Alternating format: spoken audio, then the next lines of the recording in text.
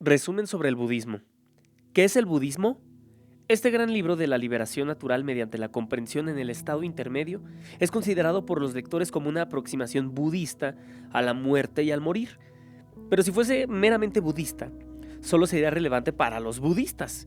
No tendría sentido traducirlo para los demás, para el público en general, los que estamos escuchando esto. El interés existente desde hace tiempo por este libro de los muertos sería entonces inexplicable. Pero solo un aspecto de El libro de la liberación natural, que ya vimos en el episodio anterior, que es el nombre original, es religioso en el sentido habitual, es decir, algo relacionado con un sistema de creencias en particular. Por ello, solo un aspecto del mismo budismo es religioso. Mira, el budismo es una enseñanza originada por el Buda Shakyamuni de hace unos 2500 años. No está basado ni es una reforma de cualquier religión existente en la antigua India. Tampoco está basado en una revelación hecha por cualquier tipo de divinidad. El Buda simplemente rechazó la forma contemporánea de creencia religiosa india en un creador omnipotente del mundo. Él no creía en Dios tal y como los occidentales entienden que es creer en Dios. Para muchos occidentales, el Buda podría parecer un ateo, aunque aceptó la presencia de seres superhumanos y no omnipotentes a los que llamó dioses. Ni siquiera consideró el creer o la fe como un fin en sí mismo, como muchas personas religiosas lo hacen, aunque aceptó las creencias razonables como prácticamente útiles para la gente. Animó a las personas a cuestionar la autoridad y a utilizar su propio poder de razonamiento y a no aceptar tradiciones irracionales. En su personal búsqueda de la verdad, a menudo fue bastante irreligioso, sí. Shakyamuni fue llamado Buda, una persona despierta o iluminada, porque afirmó haber alcanzado una perfecta comprensión de la naturaleza y la estructura de la realidad. Tras recibir una educación normal como correspondía a un príncipe guerrero de su época, pasó 6 años de estudio concentrado, disciplina yógica y contemplación meditativa en busca de la realidad. Consideró la mente humana capaz de alcanzar la completa comprensión de todo, dada una habilidad innata, la educación correcta y el esfuerzo heroico. Habiendo alcanzado él mismo la completa comprensión al cumplir sus 35 años, sintió que también los demás seres humanos eran capaces de obtenerla. Durante los siguientes 45 años se dedicó a enseñar a toda clase de gente. La historia cuenta que un número muy amplio de sus contemporáneos fueron capaces de alcanzar altos niveles de realización. Formaron un movimiento de amplia base que gradualmente fue extendiéndose por los países del subcontinente indio y finalmente por la mayor parte de Asia.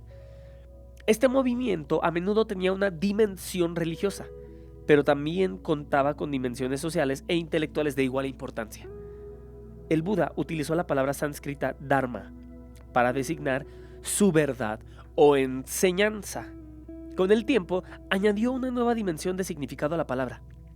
Dharma deriva del verbo asir y cuenta con un amplio espectro de significados asociados con asir. Puede significar un fenómeno distinto, uno que cuenta con una característica particular o también la característica particular en sí misma. Puede significar una costumbre, un deber o ley que posee el comportamiento humano en un particular modelo pauta. También puede significar religión en el sentido de una pauta de creencia y rituales. Pero el núcleo de descubrimiento del Buda fue la realidad esencial de la libertad que, subyaciendo a la realidad de la existencia, está la inmediatez de la libertad total. Sobre todo la libertad del sufrimiento, de la esclavitud, de la ignorancia. Esta libertad esencial puede ser realizada por la mente humana como su más profunda y verdadera condición. Esta realización hace que sea posible que la libertad prevalezca sobre el sufrimiento habitual de la experiencia personal, o sea, darte cuenta de nuestra propia condición, y eso hace posible que la libertad prevalezca por estar sufriendo, ¿no?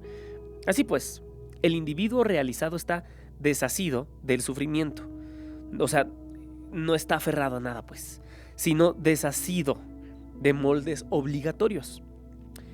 Esta es la amplitud de significados de Dharma, que tiene que ver con desasirse del sufrimiento, o sea, quitarse, desasirse. Está interesante cómo lo mencionan aquí en esta traducción.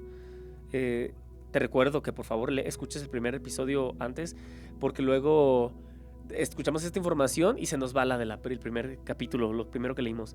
Desasir, soltar, desaprender lo asido, usado también como prenominal, o sea, desaprenderse, soltarse, desatarse, desligarse. Sí, ¿cómo se dice desasido? Desasido viene de desasir, que es no me hubiera desasido de, equivale a no me hubiera desprendido de, o sea, no me hubiera deshecho, pues desasido. Entonces aquí dice, desasido de moldes obligatorios. Esta es la amplitud de significados de Dharma, que tiene que ver con desasirse del sufrimiento. Dharma viene a significar la enseñanza, el sendero de la práctica de la enseñanza, la virtud de esa práctica, la realidad o la verdad enseñada en la enseñanza y la libertad de esa realidad o verdad, el nirvana. Este Dharma como enseñanza está dividido en dos ramas. Entonces aquí estamos viendo el significado de Dharma, o sea, aquí estamos hablando del Dharma. Y bueno, nos está diciendo que es desasirse del sufrimiento, ¿sale? Pero también es la libertad de esa realidad, de lo que viviste, es la verdadera enseñanza, es la verdad enseñada en la enseñanza. Entonces nos está diciendo que tiene dos ramas, el Dharma textual y el Dharma experiencial. O sea, la enseñanza y su práctica. El Dharma textual, lo que se enseña, y el Dharma experiencial, lo que practicas. Cada una de ellas está a su vez dividida en tres. El Dharma textual en tres tipos de enseñanza verbal. Entonces, vamos a volverlo a decir. El Dharma se divide en dos ramas. Entonces está el textual y experiencial. Y cada una de esas, el textual y experiencial, se dividen en tres. O sea, Dharma tuvo 2 hijos. Y esos 2 hijos, cada uno tuvo 3 hijos. ¿Sale? Entonces, Dharma se divide en textual y experiencial. Textual tuvo 3 hijos, experiencial tuvo 3 hijos. Entonces, cada una está subdividida en 3. Entonces, ¿cuáles son los 2 tipos de Dharma? Ahí vimos que son textual y experiencial. Entonces vamos por el uno de los dos. Textual, o sea, el que se enseña, pues la enseñanza. Y ya viste que el experiencial, pues es la experiencia, la práctica. Entonces, bueno, Dharma se divide en textual y experiencial. Cada una de ellas está a su vez subdividida en 3. Ok, el textual. Acuérdate, Dharma tuvo 2 hijos, textual y experiencial, y cada uno de ellos tuvo 3 hijos. Entonces, el textual en 3 tipos de enseñanza verbal: disciplina, discurso y la ciencia clara. Ok, entonces el textual, que es la enseñanza, se hace a través de la disciplina, se habla del discurso, se habla de la ciencia clara. Y bueno, listo. Vamos ahora con el otro hijo del Dharma, que es experiencia, la otra rama que también se divide en 3, que tiene 3 hijos. Entonces, para que lo podamos comprender un poquito más. Entonces, Dharma experiencial se divide en 3: educación ética superior, educación meditativa superior y educación de sabiduría superior. ¿Sale? Entonces, bien, habla de lo ético, el meditativo y la sabiduría. Entonces, ok, el Buda enseñó el Dharma por todo lo ancho y lo largo de la India durante 45 años. Numerosas fueron las personas que encontraron beneficios a sus enseñanzas. Y por ello empezaron a formar una nueva comunidad en el interior de la sociedad antigua. Esta nueva comunidad fue llamada la Sangha. Sencillamente la comunidad, que se formó en torno a una nueva institución que formó su núcleo, una orden monástica de monjes y monjas. Antes del Buda, en la India había ascetas y ermitaños, pero él fue el primero en organizar comunidades suburbanas de asentamientos monásticos. Entonces, yo te quiero decir y recordar que es un asentamiento. Los asentamientos son establecimientos donde las personas pueden asentarse. Un asentamiento humano es un lugar donde se establece una persona, una comunidad. Entonces, lugar donde se establecen pues una comunidad, y ya vimos que se hizo la comunidad llamada Sangha. Sencillamente significa comunidad. Entonces, bueno, aquí está. Antes del Buda, en la India había ascetas, había ermitaños, pero él fue el primero en organizar comunidades suburbanas de asentamientos monásticos. Quiero saber, monásticos, el significado de la palabra monástico. Bueno, claro que viene de monasterio, pero quiero decírtelo. Pertenece o relativo al estado de los monjes o al monasterio. Entonces la monástica es perteneciente o relativo al estado de los monjes o monasterios. Entonces hubo un asentamiento monástico, un lugar donde se da en claro que pertenece o es relativo a los monjes. ¿Sale? La comunidad se convirtió en algo muy importante en la historia del budismo y fue la estructura protectora del individuo que seguía el ejemplo del Buda y se educaba en las enseñanzas. Estos 3 principales aspectos del Buda, o sea, el Buda, el Dharma y la Sangha, o sea, maestro, el Buda, Dharma es la enseñanza Y Shanga, ya vimos que sencillamente significa comunidad. Así que hay tres aspectos principales del budismo. Entonces, tres principales aspectos del budismo: el Buda, maestro; el Dharma, o sea, la enseñanza; y la Shanga, es decir, la comunidad. Fueron conocidos como los tres tesoros, o Triratna en sánscrito, del budismo. Entonces esto se le conoce como los tres tesoros del budismo. Es decir, las tres cosas más preciadas para el individuo que busca la liberación de la ignorancia y el sufrimiento. A lo largo del tiempo, las personas han sido consideradas budistas cuando tomaban refugio en estos tres tesoros. O sea, ¿cuáles son los tres tesoros? Buda, Dharma y Shanga, maestro, enseñanza y comunidad. Toman refugio tratando de seguir el ejemplo y las enseñanzas del Buda, tratando de comprender el Dharma y convirtiéndose en un miembro de la Sangha. Sangha, vamos a ver el significado completo de Sangha. Sangha, comunidad. Sangha o comunidad de yoga es un grupo de practicantes que comparten la experiencia del yoga y se apoyan mutuamente, ya sea de forma presencial o a distancia. Entonces aquí está Sangha, budismo. Se pronuncia Sangha. Es una palabra del pali o sánscrito que puede traducirse como asociación o asamblea o comunidad. Se usa comúnmente para referirse a grupos budistas o jainas. Tradicionalmente, en el budismo, el término puede referenciar a la sangha monástica formada por personas que han sido ordenadas como monjes o monjas. Entonces, vamos a ver algo de las cualidades de la sangha, ¿no? Porque ya vimos, hay tres principales aspectos en el budismo. Ya lo sabes. El Buda, o sea, el maestro; el Dharma, la enseñanza; y la comunidad. Imagínate un Buda caminando por un sendero llegando a una comunidad. Un Buda caminando en un sendero hacia una comunidad. Y ahí lo tienes: Buda, Dharma y Sangha, maestro, enseñanza y comunidad. Entonces aquí dice cualidades de la Sangha. Esto no está escrito en el libro, yo lo estoy leyendo. La Sangha de los discípulos benditos es practicar el buen camino, el camino honrado, el camino concebible o el lógico, practicar el camino apropiado. Así son los cuatro pilares de personas, los 8 tipos de individuos. Esta sangha de discípulos benditos es merecedora de obsequios, de hospitalidad, de ofrendas, de saludo reverencial, el insuperable campo del mérito para el mundo. Entonces el budismo, el Buda, el Dharma y la Sangha son conocidos como los tres tesoros del budismo, a los que se le atribuyen ciertas características. Dichas características son promulgadas diariamente o en los días de Uposatha, según la escuela budista. Entonces, en la tradición Theravada son parte de los cantos diarios. Y los cantos es practicar el buen camino, el camino honrado. Entonces, bueno, hay más información, pero no quiero ni aclarar ni irme tanto para allá. Nos vamos a la lectura. Esto simplemente como un apoyo para que puedas junto conmigo entender qué estamos leyendo. Ok, entonces, ¿cómo se le llama a estos tres tesoros? Triratna en sánscrito. Triratna en sánscrito. Entonces, las tres cosas más preciadas para el individuo que busca la liberación de la ignorancia y el sufrimiento es esta Triratna: Buda, Dharma y Sangha.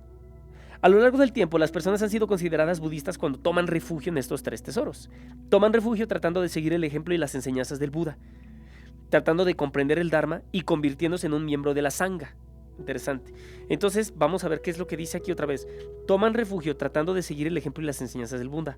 Entonces, tratan de comprender las enseñanzas del Buda, ahí va uno, tratando de comprender el Dharma, el camino, y convirtiéndose en un miembro de la Sangha. Es decir, Buda, Dharma y Sangha, maestro, enseñanza, comunidad. Triratna en sánscrito, tres tesoros del budismo. Espero que vayamos bien.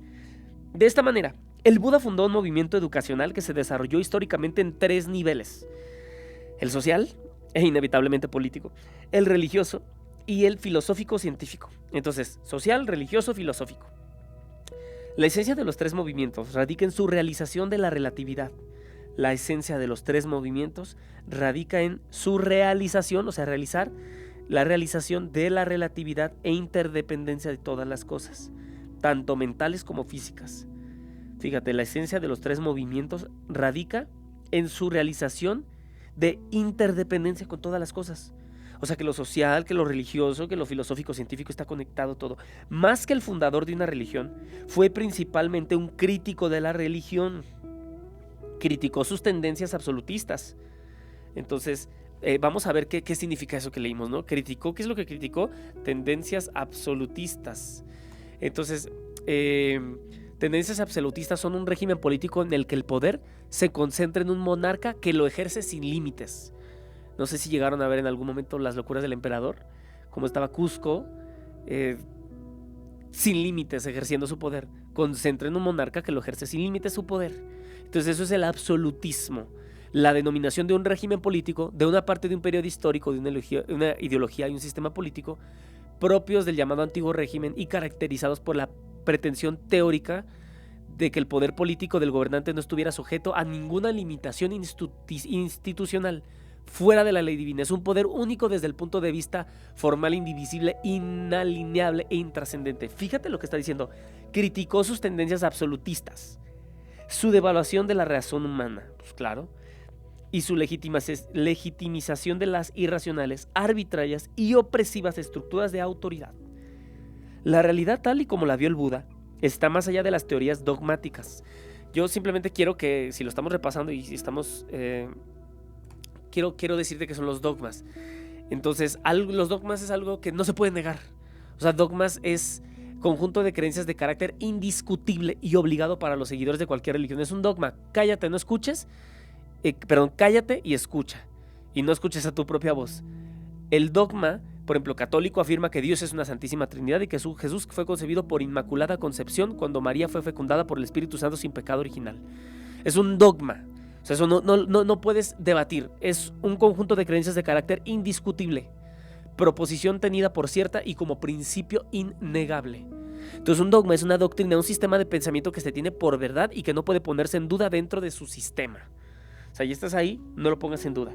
Entonces nos dice aquí, la realidad tal como la vivía el Buda está más allá de las teorías dogmáticas, libremente abierta a la experiencia libre de prejuicios. La forma de la vida humana está extremadamente bien adaptada a la realidad y está muy cerca de llegar a una completa comprensión de ella, que una vez alcanzada tiene como resultado una extraordinaria liberación y felicidad. Entonces, y recuerda que ahorita mientras leemos este libro, estamos solo en la información previa. Es decir, todavía no pasamos al tema de la ciencia tibetana sobre la muerte. Seguimos en información previa.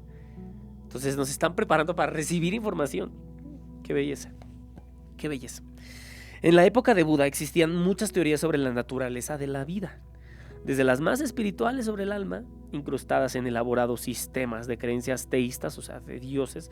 Yo solo quiero que veamos el significado. Teístas viene de teísmo, creencia en un Dios como ser superior creador del mundo. Eso es el teísmo. Entonces, en la época de Buda existían muchas teorías sobre la naturaleza de la vida, desde las más espirituales sobre el alma, incrustadas en elaborados sistemas de creencias teístas, hasta un sorprendente moderno nihilismo materialista. Entonces hay que definir otra vez quiénes son los nihilistas. Entonces, ¿qué es? Es una persona que se adhiere al nihilismo, una doctrina filosófica que sostiene que la vida carece de significado, propósito o valor. No sé si recuerdan todos a Nietzsche, en algún momento lo leeremos aquí, pero los nihilistas sí es muy interesante. Hasta un sorprendente moderno nihilismo materialistas. El Buda rechazó todas las teorías absolutas sobre el alma. Los postulados sobre una identidad fijada rígidamente o una esencia personal estática, fíjate, una esencia de tu persona que nada más está ahí, con su doctrina principal de ausencia de yo o ausencia del alma. Alma aquí está entre paréntesis anatma. Enseñó que el hábito psicológico de asumir una subjetividad fija, una identidad sin cambios, era el obstáculo principal para una buena vida. O sea, que tengamos que ser completamente subjetivos. Quiero que lo veamos todo así desde el principio para prepararnos para un libro tan grande. Entonces, vuelvo a recordar, tú ya lo sabes, pero quiero que lo recordemos. Subjetivo es perteneciente o relativo modo de pensar del sentido del sujeto y no al objeto en sí mismo. El pastel está bueno, ¿no? Pues es subjetivo, ¿no? Pues depende de cada quien que lo esté llevando. Entonces la subjetividad es un sistema de definición propia que se expresa en su propia historia, en cuyo curso se definen sus necesidades. Entonces es algo que pertenece al sujeto. Entonces aquí nos está diciendo, enseñó que el hábito psicológico de asumir una subjetividad fija, o sea, de que yo estoy viéndolo desde mi punto de vista, desde mi historia, es subjetivo, desde el sujeto. Dice, una identidad sin cambios, o sea, no ver más allá, era el obstáculo principal para una buena vida. Pero el Buda nunca rechazó la presencia relativa de un yo viviente. O sea, nunca pues rechazó el yo que está viviendo y que está experimentando. No está diciendo que no valga la pena escuchar tus opiniones. Insistió en la continuidad del alma mutable y fluyendo de vida en vida. Insistió, fíjate lo que insistió el Buda, en la continuidad de un alma que muta y fluye de vida en vida. Explícitamente rechazó el nihilismo contemporáneo que reducía incluso al alma, el yo, la identidad relativa, convencional y viva, a un epifenómeno aleatorio de la materia. Vamos a ver qué es epifenómeno. Epifenómeno, término que se utiliza en filosofía y psicología para referirse a un fenómeno secundario que acompaña a otro principal sin tener influencia sobre él. Ok, un fenómeno que acompaña al fenómeno principal y que no tiene influencia sobre él, un epifenómeno. Entonces sí nos está diciendo, rechazó el nihilismo, porque eso reducía el alma, el yo, la identidad relativa, convencional y viva, a un epifenómeno aleatorio en la materia, o sea, a una consecuencia. Insistió en la realidad relativa del yo. Insistió, fíjate, estamos hablando qué es lo que estaba haciendo el Buda. Está hablando de qué es lo que el Buda entregó. El Buda rechazó todas las teorías absolutas sobre el alma, los postulados sobre una identidad fija. Enseñó que el hábito psicológico de asumir una subjetividad fija, una identidad sin cambios, era un obstáculo para una buena vida. Nos habla de que rechazó el nihilismo. Nos dice que también su enseñanza sobre la relatividad universal del yo dio paso a una amplia visión popular sobre la vasta interconexión del individuo con toda forma de vida. Fíjate lo que entregó el Buda. O sea, porque muchos no sabemos qué es lo que entrega el Buda. Entonces aquí nos dice, su enseñanza sobre la relatividad universal del yo dio paso a una amplia visión popular sobre la vasta interconexión del individuo con toda forma de vida. Y también nos dice, insistió en la continuidad del alma inmutable, insistió en la continuidad y fluyendo de vida en vida, rechazó el nihilismo contemporáneo. La visión de una interconexión inevitable, o sea, la visión, la forma de ver las cosas, de que siempre todo está inevitablemente interconectado, inspiró la determinación popular, o sea, una determinación, popularmente varias personas determinaron en las sociedades budistas de convertirse en personas conscientemente volcadas hacia la realización de sus más elevados potenciales, transformando el mundo en un entorno positivo. Las escrituras del vehículo universal budista, Mahayana, así se llama, Mahayana, las escrituras del vehículo universal budista, que se hicieron populares en la India en unos 4 siglos después de haber vivido el Buda, enseñan que un Buda es un ser cósmico cuyo estado de realización puede describirse como consciente en 3 cuerpos. Fíjate, esto no lo digo yo, esto no lo dice este libro, lo dicen las escrituras del vehículo universal budista, es decir, lo dice el Mahayana. Quiero ver qué es el Mahayana, vamos a ver qué información. ¿Qué es el Mahayana? ¿Qué quiere decir Mahayana? Grupo de varias tradiciones que comparten una familia de enseñanzas y doctrinas similares. Entonces, ¿qué es el budismo Mahayana? Aquí está. Al apoyar dame un segundo, el budismo Mahayana es la rama principal del budismo en el mundo, fíjate, y sus creencias y prácticas son las que la mayoría de no adeptos reconoce como budismo en la actualidad. Se desarrolló como una escuela de pensamiento ya después del 383 a.C., posiblemente a partir de la escuela anterior conocida como Mahasangika, aunque es un tema en discusión. Entonces, el Buda se dio cuenta de que el deseo de permanencia en un mundo no permanente solo podía conducir al sufrimiento. Y bueno, esto ya lo estoy leyendo de otro lado. A ver, sigamos en la lectura. Las escrituras del vehículo universal budista, el Mahayana, que se hicieron populares en la India unos 4 siglos después de haber vivido el Buda, enseñan que un Buda es un ser cósmico cuyo estado de realización puede describirse como consistente en 3 cuerpos. Primero, la perfecta sabiduría de un Buda se convierte en un cuerpo de verdad, un cuerpo de realidad esencial, donde un ser iluminado experimenta el universo entero como uno con su propio ser. Fíjate, eso es lo que... Primer cuerpo. Entonces vamos a ver el tema del primer cuerpo. ¿Qué experimenta el primer cuerpo? El primer cuerpo, que se supone que bajo el vehículo universal budista, o sea el Mahayana, bajo las escrituras que se hicieron populares en la India, enseñan que un Buda es un ser cósmico, cuyo estado de realización puede describirse como consistente en 3 cuerpos. Ok, el primer cuerpo dice que es un cuerpo de realidad esencial. Un cuerpo de realidad esencial donde un ser iluminado experimenta el universo entero como uno con su propio ser. Fíjate qué nivel, y solo va una. Un Buda es aquel ser iluminado que experimenta el universo entero siendo uno con su propio ser. Vamos entonces al segundo. El segundo dice, la perfecta compasión de un Buda se convierte en un cuerpo de forma. Fíjate, una encarnación ilimitada que se extiende desde la maravillosa unidad del ser iluminado con la realidad esencial de la libertad para ayudar a los otros incontables seres a escapar del sufrimiento al realizar su propia unidad con la libertad. Uy, este cuerpo de forma está dividido en dos. O sea, nada más. Primer cuerpo. Entonces dice, son 3 cuerpos. El primero, perfecta sabiduría de un Buda se convierte en un cuerpo de verdad. Ya lo tenemos. El segundo, la perfecta compasión de un Buda se convierte en un cuerpo de forma. Entonces, el primer cuerpo es un cuerpo de verdad. Ya ves que son 3 cuerpos, según el Mahayana. Te enseña que un Buda es un ser cósmico cuyo estado de realización puede describirse como consistente en 3 cuerpos. El primer cuerpo, quedamos que es un cuerpo de verdad, de realidad esencial. Un cuerpo iluminado que se siente uno con todo su ser, todo el universo. Y es el primer cuerpo, el cuerpo de la realidad esencial, el cuerpo de verdad. Ese es el primero. El segundo cuerpo es un cuerpo, dice aquí, se convierte en un cuerpo de forma, cuerpo de encarnación ilimitada que se extiende de la maravillosa unidad del ser iluminado con la del ser, fíjate, se extiende desde la maravillosidad del ser iluminado con la realidad esencial de la libertad para ayudar a otros incontables seres a escapar del sufrimiento al realizar su propia unidad con la libertad. O sea, se convierte en un cuerpo en forma que ayuda a los otros seres a escapar del sufrimiento al realizar su propia unidad con la libertad. O sea, no ayudándolos él, sino el realizar la propia unidad de cada uno con la libertad que ellos tienen. Este cuerpo de forma está dividido en 2. Está el cuerpo beatífico, que es una especie de cuerpo sutil o etéreo, constituido por el gozo de un Buda al liberarse del sufrimiento. Luego está el cuerpo de emanación, que aparece de la energía del cuerpo beatífico cuando un Buda desea interaccionar con los seres ordinarios que no pueden percibir la presencia beatífica a su alrededor, que padecen sufrimiento y alineación. Entonces, aquí nos está hablando del segundo cuerpo. Entonces tenemos el cuerpo de forma y se divide en 2. Entonces este cuerpo cambia de forma. Puede ser el cuerpo beatífico, que es una especie de cuerpo sutil.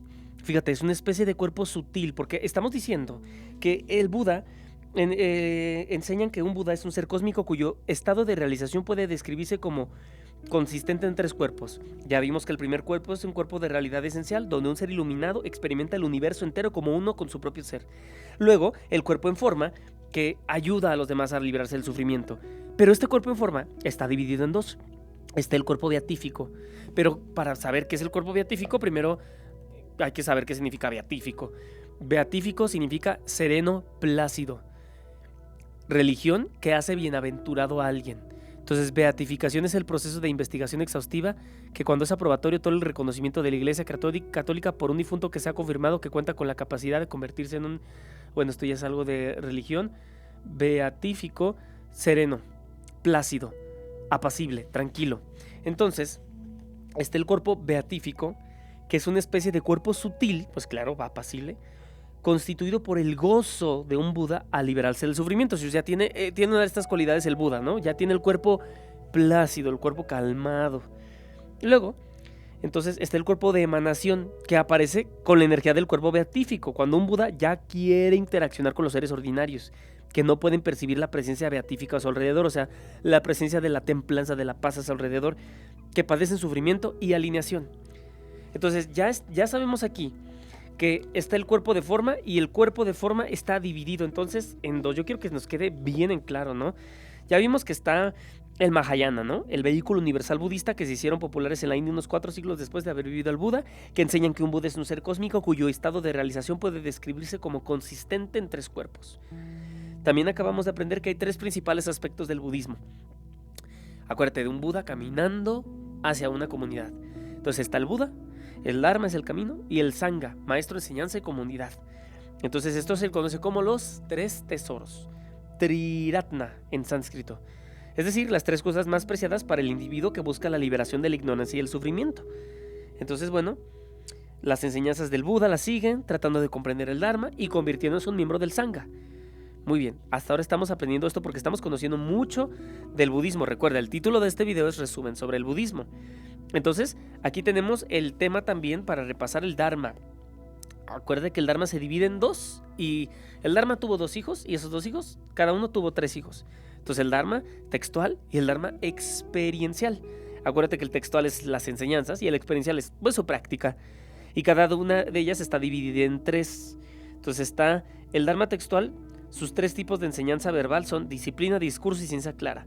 Y el Dharma experiencial, en 3 tipos de aprendizaje superiores, el ético, el meditativo y la sabiduría.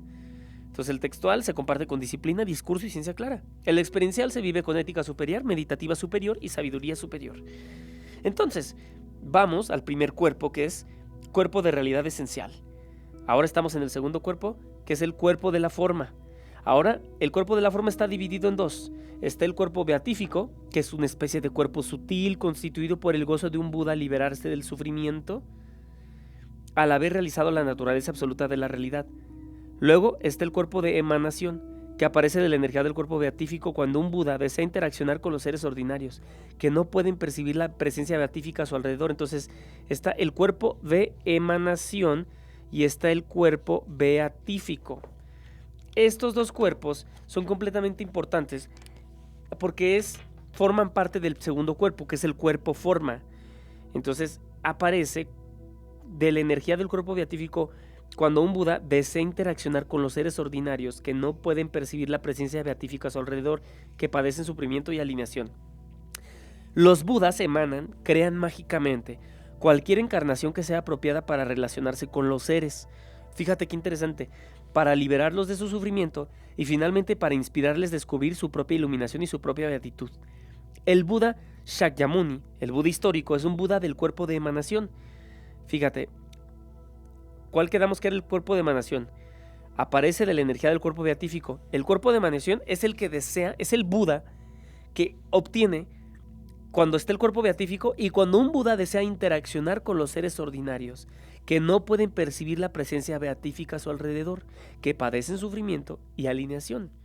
Entonces ahí es donde el Buda Shakyamuni, el Buda histórico, es un Buda del cuerpo de emanación, pero el Buda que se emanó a sí mismo como Shakyamuni se cree que cuenta con un inagotable poder para emanarse en otras infinitas formas. Fíjate, el Buda que se emanó a sí mismo como Shakyamuni se cree que cuenta con un inagotable poder para emanarse en otras infinitas formas de acuerdo con las necesidades de los seres. Así pues, todos los Budas cuentan con dichos 3 cuerpos. Sí, con dichos 3 cuerpos, de verdad, beatífico y de emanación. Estos son los 3 cuerpos. Entonces, de ahí vienen los 3 cuerpos. El segundo se dividía en 2 y de ahí viene el tercero. Entonces, estos son los 3 cuerpos. El cuerpo de la verdad. El cuerpo uno que ya está iluminado reconoce la verdad, uno con el universo. Cuerpo de verdad, el cuerpo beatífico y el cuerpo de la emanación. Estas categorías nos proporcionan un marco útil mediante el que comprender el sentido tibetano de la realidad inconcebible y la presencia de los seres iluminados. El Buda enseñó que los humanos debían investigar el mundo relativo de la naturaleza material y mental a fin de comprenderlo completamente y mejorar las vidas de todos los seres. Deberían investigar no únicamente mediante sus sentidos, sino también a través de una utilización intensiva de la misma mente humana subjetiva, utilizando la razón, la introspección y cultivando el pensamiento crítico y enfocando la concentración hasta niveles de agudeza inimaginables. Fíjate, enfocando la concentración a niveles de agudeza inimaginables para el individuo normal y carente de entrenamiento. El Buda fundó y promovió la tradición de la ciencia interior o mente, Adhyatma-vidya. Vamos a leer un poquito sobre eso aquí, déjame antes de seguir. Adhyatma-vidya. Entonces, es una aquí hay también una asociación predicadas para la enseñanza del budismo. Fíjate qué interesante. Déjame, Adhyatma-vidya, ciencia interior o ciencia de la mente. Así es lo que está conocido. Déjame lo busco. A-D-H-E-Y-A-T-M-A-V-I-D-Y-A. Entonces, ya lo encontré.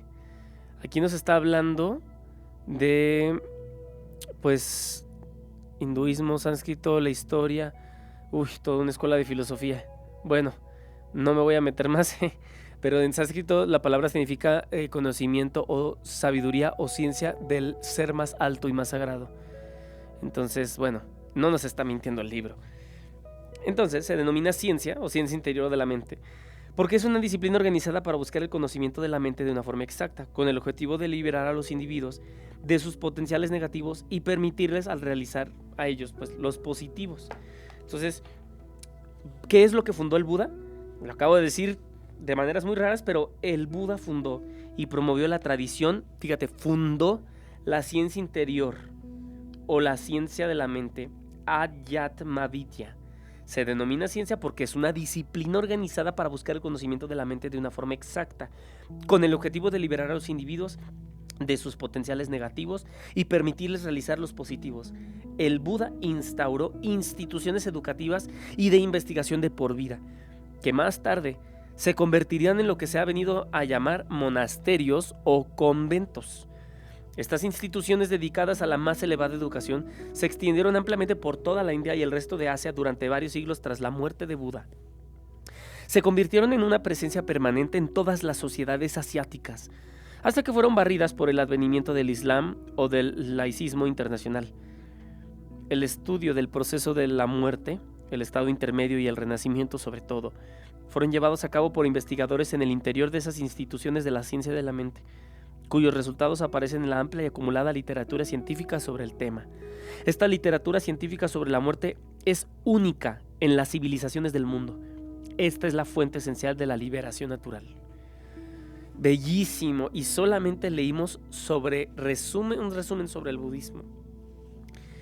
Entonces, para que nos quede claro, se me hace perfecto porque nos queda claro que no viene de cualquier lado esta información, no viene de cualquier persona y no viene de cualquier tradición.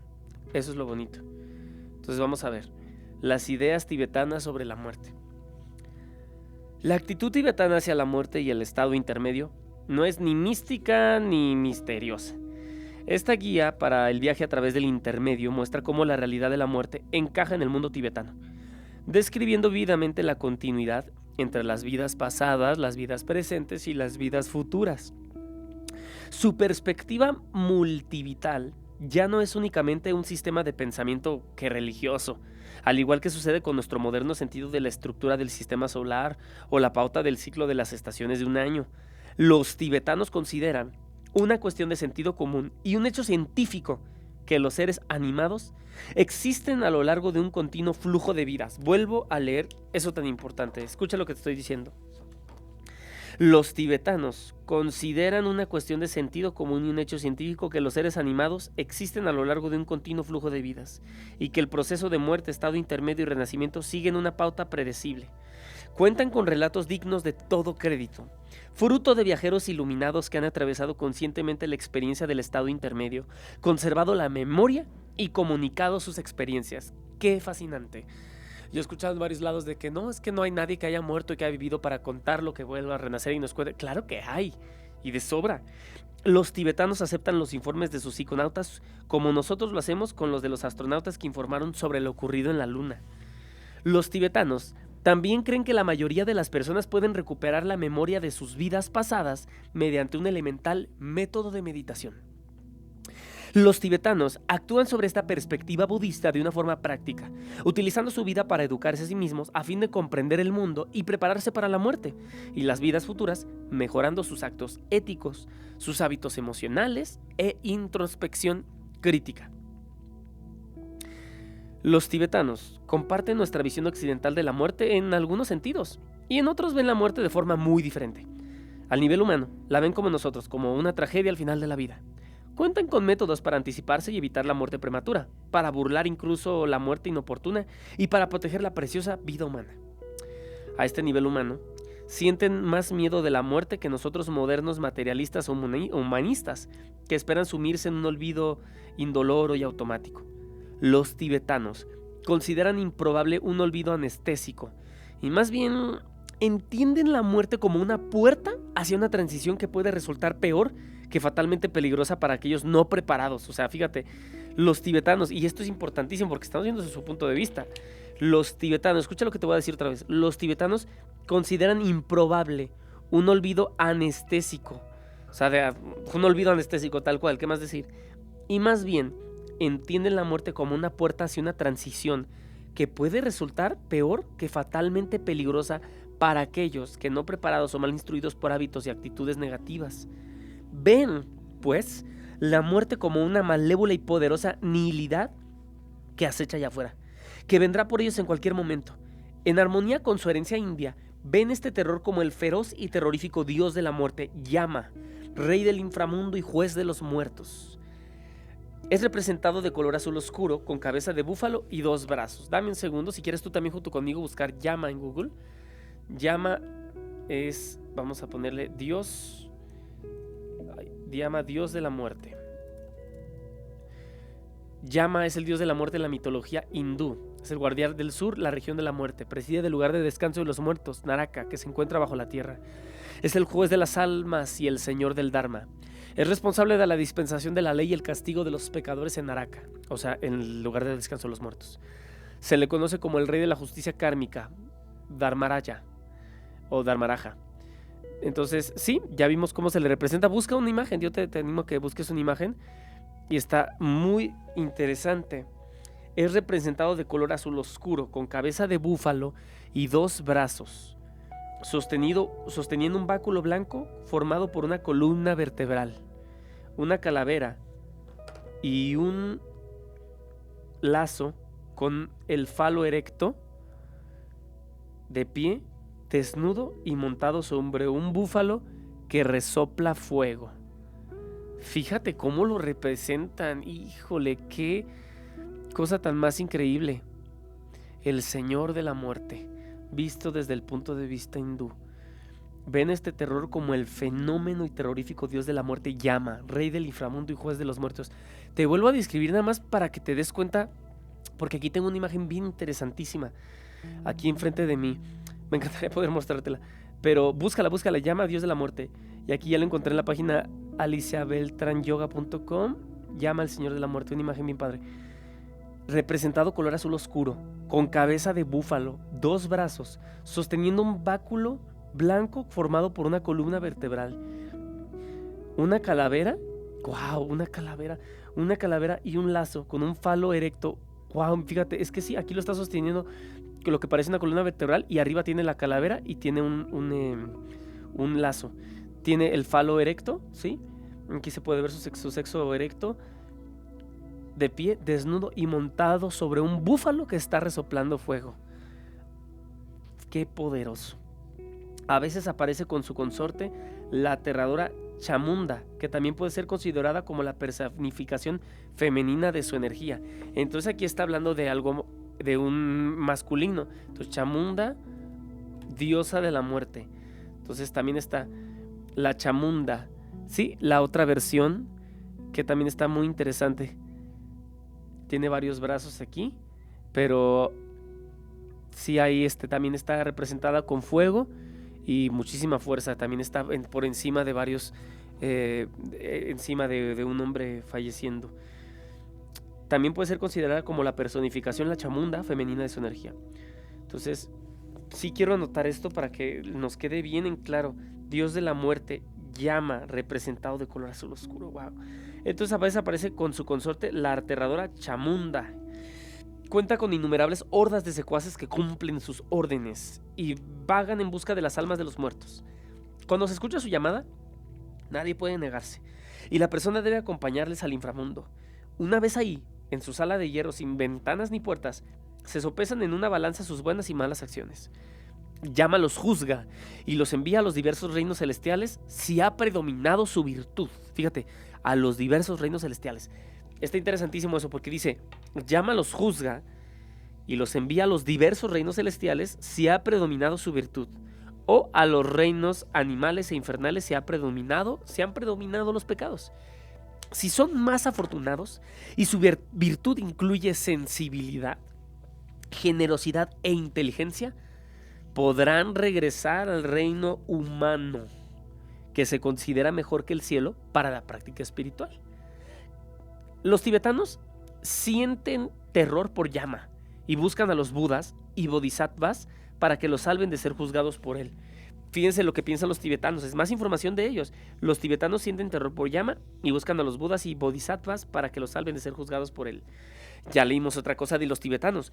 Los tibetanos consideran improbable un olvido anestésico y más bien entienden la muerte como una puerta hacia la transición que puede resultar peor que fatalmente peligrosa para aquellos no preparados o mal instruidos por hábitos y actitudes negativas. No preparados ante la muerte por sus hábitos negativos de lo que hicieron. ¿Qué otra cosa notamos de los tibetanos? Los tibetanos consideran una cuestión de sentido común y un hecho científico que los seres animados existen a lo largo de un continuo flujo de vidas y que el proceso de muerte, estado intermedio y renacimiento sigue una pauta predecible. Entonces, los tibetanos aceptan los informes de sus psiconautas como nosotros lo hacemos con los astronautas que te informan sobre lo ocurrido en la luna. Excelente. Los tibetanos escenifican su presencia en festivales y mascaradas para Yama, acuérdate, el dios el rey del inframundo y juez de los muertos, rey del inframundo y juez de los muertos. Ellos escenifican su presencia en festivales y mascaradas representándolo como una deidad furiosa, cuyo papel asume un monje gigantesco que viste una máscara terrorífica y un colorido disfraz. Siempre se le muestra en última instancia como domado por el Buda, por Manjusri, Manjusri, el Bodhisattva de la sabiduría, o por el Bodhisattva de la compasión, Avalokiteshvara, bajo su forma de Padmasambhava, el gran sabio y primer redentor histórico del Tíbet. Y bueno, ya vimos que él es el escritor de este libro, así que, claro, quiero investigar eso, dame un segundito, espero no te moleste la forma en la que estoy llevando esta lectura, pero no te quiero dejar con dudas y quiero que te interese mucho, este libro es una belleza. Entonces, siempre muestran a Yama siendo domado por el Buda, por Manjusri. Entonces vamos a ver quién es Manjusri. Manjusri es uno de los bodhisattvas más célebres del budismo, identificado en el campo de los estudios budistas como probablemente el bodhisattva más antiguo y uno de los más importantes de la literatura mahayana. Ya sabemos qué es la literatura mahayana, ¿sale? El punto de vista de la sabiduría de aquel periodo que siguieron en la India después de la muerte del Buda. Entonces, solo quiero recordarte que los bodhisattvas es un término propio del budismo que alude a alguien embarcado en el camino del Buda de manera significativa. Es decir, los bodhisattvas, cualquier persona que está en el camino hacia la budeidad. Creo que ya vimos ese tema en el episodio anterior, pero igual lo digo para que se refresque la memoria. Entonces, Manjusri, el bodhisattva de la sabiduría, que a veces lo aparecen domando a Yama, suele ser representado en dos formas. El más habitual en la actualidad aparece como un joven sentado en posición de loto, con una espada en llamas en la mano derecha y una flor de loto en la izquierda. La espada simboliza la sabiduría que permite al creyente cortar las ataduras con el mundo engañoso que nos muestran los sentidos. La flor de loto de la mano izquierda sostiene la perfección de la sabiduría, uno de los textos más influyentes de la doctrina mahayana. Cuánto hay que leer, cuánto hay que investigar, cuánta belleza, cuánta belleza. Seguimos entonces. Ya aprendimos algo, aprendimos un nuevo nombre que es el de el Manjusri, el Bodhisattva de la sabiduría o el Bodhisattva de la compasión. Avalokiteshvara, bajo su forma de Padmasambhava, el gran sabio y primer redentor histórico del Tíbet. Bueno, aunque la personificación de la muerte es vívida en la imaginación tibetana, nos damos cuenta al instante de que no es el propio Yama el que resulta tan desagradable, sino más bien su enjuiciamiento y el posible destino negativo que impone. Y claro, es como de, pues no es la muerte, es cómo la están viendo, acaba de decir. Los tibetanos, y vamos, más información de los tibetanos, tienen la visión lógica, escúchame, los tibetanos tienen la visión lógica de que la vida es ilimitada, de que no salimos de la nada para convertirnos en nada. Somos tanto sin principio como sin fin. Como siempre estaremos involucrados en el reino de lo relacional, debemos conocer también nuestra libertad interior.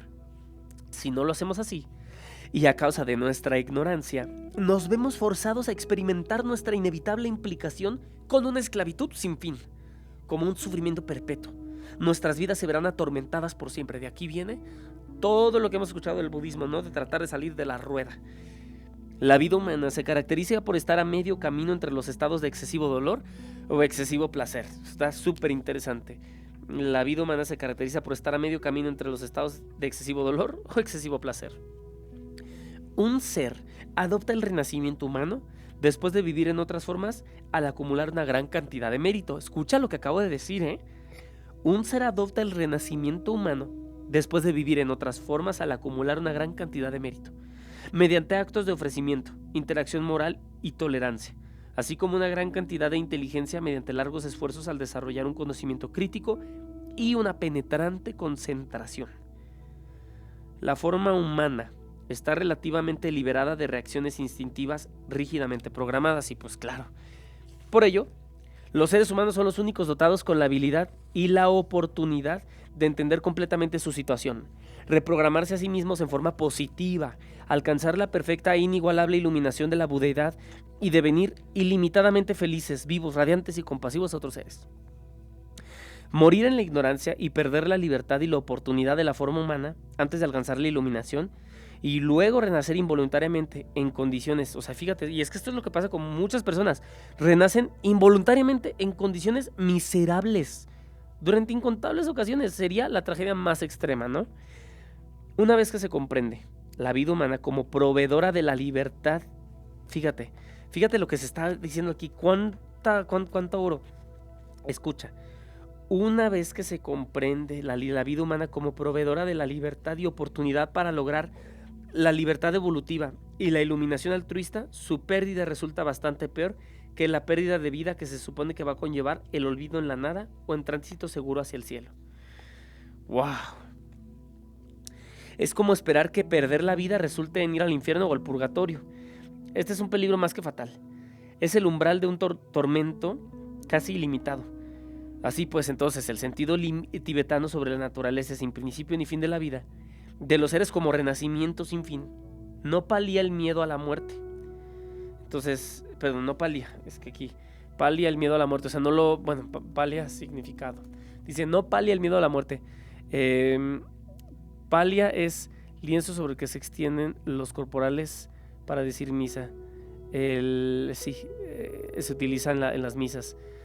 Entonces, palia, el tiempo se mide, es una forma de marcar el tiempo también. Déjame ver cómo podría cómo podría definírtelo aquí para que no esté tan difícil. Es que el palia es algo que todos hemos visto ya en las iglesias en algún momento, ¿no? Bueno, te invito a que busques el palia porque una vez que veas la imagen, te vas a poder entender un poquito más. Entonces, el sentido y viendo el significado del palia, ahí ya te podrás darlo, porque ya vi un significado muy alto, entonces, o sea, muy de leer mucho, entonces mejor ahorita aquí.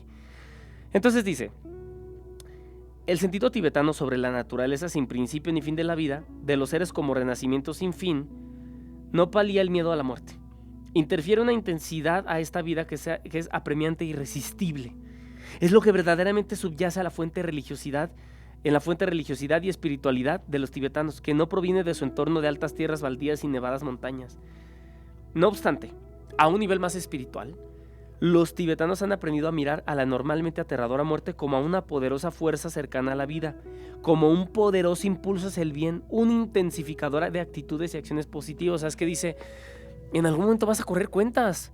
O sea, y le tiene mucho miedo y dice, no, pues es que pongan atención porque no queremos estar, lo que aquí dijeron, no queremos, dicen, queremos estar felices y ser compasivos, no queremos morir en ignorancia, perder libertad y oportunidades de la forma humana antes de alcanzar la iluminación y luego renacer involuntariamente en condiciones extremadamente miserables durante incontables ocasiones. Sería la tragedia más extrema. Entonces nos dice aquí, tratan de no quedar atrapados en la noción de la muerte como una fuerza puramente maligna, como una especie de radical, insensata y arbitraria malevolencia.